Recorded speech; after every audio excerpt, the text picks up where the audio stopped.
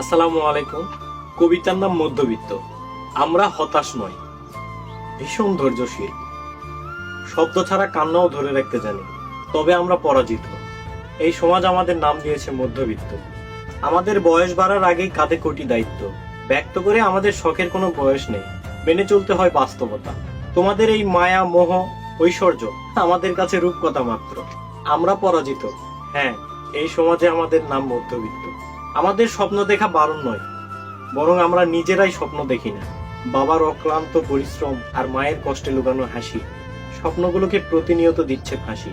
তবুও আমরা হাসতে জানি। হ্যাঁ, আমরা পরাজিত। এই সমাজ আমাদের নাম দিয়েছে মধ্যবিত্ত। আচ্ছা, আমরা এই দোষ কাকে দিব? নিশ্চয়ই টাকাকে নয়, কেননা টাকার তো কোনো ক্ষমতা নেই আমার জীবনকে কেনার। আমরাই তো টাকাকে বানিয়েছি দেবী, আর হয়ে উঠেছি নিজেদের বানানো টাকার পূজারী। আমাদের এক গরিব গ্রহে জন্ম, পৃথিবী সারাদিন খাই খাই করে, আর ঘড়ির কাটা করে টাকা টাকা টাকা। হে কাগজে বানানো টাকা, আমরা পরাজিত। হ্যাঁ, আমরাই মধ্যবিত্ত।